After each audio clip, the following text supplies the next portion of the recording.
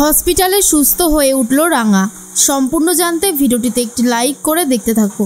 গল্পের শুরুতেই আমরা দেখতে পারি রাঙার অবস্থা অনেক বেশি ক্রিটিক্যাল হয়ে গেছে। কি করে রাঙাকে সুস্থ করবে ডাক্তার বুঝে উঠতে পারছিল না, তাই ডাক্তার ভেন্টিলেশনে রাঙাকে রাখার মতো সিদ্ধান্ত নেয়। এদিকে বাড়ির সবার মনের অবস্থা খুবই খারাপ। রাঙার এত বড় বিপদ, রাঙা আদৌ বাঁচবে কি না এটা নিয়ে তো একটা প্রশ্নচিহ্ন উঠছিল। এরপর প্রমিতাও হসপিটালে চলে এসেছে। আর তখনই একলব্যকে বলে, জানিস তো আক্কু, রাঙা সারাটা জীবন অনেক কষ্ট পেয়েছে, অনেক কষ্ট করেওছে।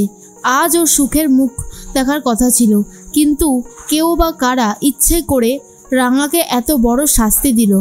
এটা যে ঠিক হলো না। একলব্য তখন বলে, মা আমি সবটাই বুঝতে পারছি, কিন্তু এখন আমাদেরকে ধৈর্য ধরতেই হবে। এছাড়া আমাদের হাতে আর কোনো উপায় আছে বলো? আমরা শুধু ভগবানের কাছে প্রার্থনা করতে পারি যাতে ভগবান রাঙামতিকে সুস্থ করে দেয়। এদিকে ডাক্তারবাবু হঠাৎ করেই একটা মিরাক্কেল দেখতে পায় যে রাঙা খুব তাড়াতাড়ি রিকভার করছে। আর এটা দেখার পর ডাক্তারবাবু নিজেও বলে, এই মেয়েটার মধ্যে অদম্য একটা জেদ আছে। ও এখনও লড়াই করে যাচ্ছে এই অবস্থাতেও। ওকে আমাদের বাঁচাতেই হবে, যত লাইফ সাপোর্ট দেওয়া হোক না কেন আরও লাগবে। এদিকে একলব্যর সাথে কথা বলছে প্রমিতা। বারবার করে একটা কথাই বলতে থাকে, রাঙামতি যেন জীবনে একটু সুখের মুখ দেখে, আর সেটা একলব্যর সাথেই মিলে। একলব্য বলে, রাঙামতি একবার সুস্থ হয়ে যাক, তারপর আমি রাঙামতির পাশে সবসময় থাকবো, তুমি এসব নিয়ে একদম ভেবো না। তার মধ্যেই দেখা যায় কয়েকজন গুন্ডা আবারও হসপিটালে চলে এসেছে। আর তারা ঠিক করে রাঙাকে কিছুতেই সুস্থ হতে দেবে না। রাঙামতি সুস্থ হচ্ছে এই খবরটা তাদের কাছেও পৌঁছে গিয়েছিল, তাই তারা চাইছে হসপিটালে রাঙামতিকে যেভাবেই হোক শেষ করতে।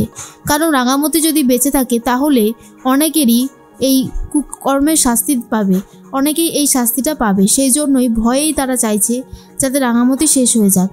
এদিকে সত্যজিৎবাবু অপেক্ষা করছে রাঙামতি কখন সুস্থ হবে আর তার কাছ থেকে সমস্ত ইনফরমেশনগুলো নেবে কে বা কারা মিলে এই ষড়যন্ত্রটা করে রাঙামতিকে মারার চেষ্টা করেছিল। তার মধ্যেই চলে এসেছে ডাক্তারবাবু এসে বলে, আপনাদের জন্য একটা সুখবর আছে। আর সেটা হলো রাঙামতি আগের থেকে অনেক ভালো আছে আর চিকিৎসায় সাড়া দিচ্ছে। অদম্য জেদ আছে মেয়েটার, জানেন? আমরা তো আশা ছেড়েই দিয়েছিলাম, কিন্তু তার অদম্য জেদ তাকে সুস্থ হতে বাধ্য করেছে। চিন্তা করবেন না, আর কোনো বিপদ নেই, বিপদ কেটে গেছে। যেই মেয়েটার বাঁচার আশাই ছিল না সে বাঁচবে, নতুন করে সে আবার জীবন ফিরে পেয়েছে। রাঙামতি অনেক বড় তীরন্দাজ হোক, আমরা এটাই চাই। কারণ রাঙামতির মতো মেয়েরা সমাজে থাকলে এই সমাজের জন্য অনেক ভালো কিছু হবে। তার মধ্যেই সবাই তো নিশ্চিন্ত হয়ে যায়। অন্যদিকে দেখা যায় সব্যর কাছে একটা ফোন যায়। সব্যকে একজন ফোন করে বলে, আপনার স্ত্রী এই স্টেশনে দাঁড়িয়ে ভিক্ষা করছে। আর এটা শোনার পর সব্য বলে, তার মানে বৃন্দা এখনও সেই প্ল্যাটফর্মে ভিক্ষা করে যাচ্ছে, এক্ষুনি আমাকে যেতে হবে। সাত্তকী বলে, দাদা তুই কোথায় চললি? তখনই সব্য বলে, আমাকে একজন ফোন করলো আর বলল বৃন্দা নাকি প্ল্যাটফর্মে বসে ভিক্ষা করছে। আর এটা শোনার পরে অবাক হয়ে যায় সাত্তকী আর ভাবে, বড় বৌদি এই বাড়িতে ছিল না, বেশ ভালোই ছিলাম। এদিকে রাঙামতিও নেই, বাড়িতে কি শান্তিভাবে দিন কাটাচ্ছিলাম, এখন আবার বড় বৌদি এসে সব কিছু বদলে দেবে, এটা আমার একদমই পছন্দ না। সাত্তকী সব্যকে নিয়ে চলে যায় প্ল্যাটফর্মে, আর সেখানে গিয়ে দেখতে পায় বৃন্দা সত্যি ভিক্ষা করছে। আর এটা দেখার পরে তো রীতিমতো অবাক হয়ে গেছে। ঠিক সেই মুহূর্তে বৃন্দা মনে মনে ভাবে, সব্য তো আমাকে দেখে যাচ্ছে, ও কি আমাকে বাড়ি ফিরিয়ে নিয়ে যাওয়ার চেষ্টাটুকুও করবে না?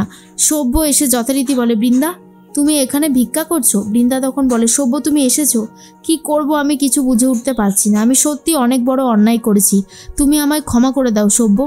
এই বলেই কান্নাকাটি শুরু করে দেয়। অন্যদিকে বাড়িতে খবর দিয়েছে, পাঞ্চালীকে খবর দিয়েছে সব্য যে বৃন্দাকে খুঁজে পাওয়া গেছে, বৃন্দা প্ল্যাটফর্মে বসে ভিক্ষা করছে। এর মধ্যেই তখনই পাঞ্চালী বলে, দেখিস বর্দা, ওই বড় বৌদিকে মোটেই বিশ্বাস নেই, ও যে আবারও কি ষড়যন্ত্র করবে তার কোনো ঠিক ঠিকানা নেই। এদিকে দেখা যায় প্রমিতাও খুব খুশি হয়ে গেছে রাঙামতির সুস্থ হবার খবরটা পেয়ে। প্রমিতা ভাবে কখন রাঙাকে নিয়ে বাড়ি যাওয়া যাবে, কিন্তু রাঙামতি সুস্থ হতে আরেকটু সময় লাগবে। এদিকে সমস্ত গুন্ডাগুলো ডাক্তারের পোশাক পরে, কেউ নার্সের পোশাক পরে মেয়েরা চলে এসছে ভেতরে। আর তাদেরকে কড়া ইনস্ট্রাকশন দিয়ে দিয়েছে গুন্ডারা যে যেভাবেই হোক না কেন রাঙামতির কেবিনে গিয়ে রাঙামতিকে শেষ করতে হবে। ঠিক সেই মুহূর্তেই মনে মনে একটা কথাই ভাবছিল একলব্য, যেভাবেই হোক রাঙার পাশে থাকাটা দরকার। যারা এই কাজটা করেছে তারা তো চাইবে রাঙা শেষ হয়ে যাক, হসপিটালে এসেও কোনো ষড়যন্ত্র করতে পারে, সেই জন্যই চাইছে রাঙামতির পাশে থাকতে। আর সত্যজিৎ বাবু কড়া পাহারা বসিয়ে দিয়েছে হসপিটালে।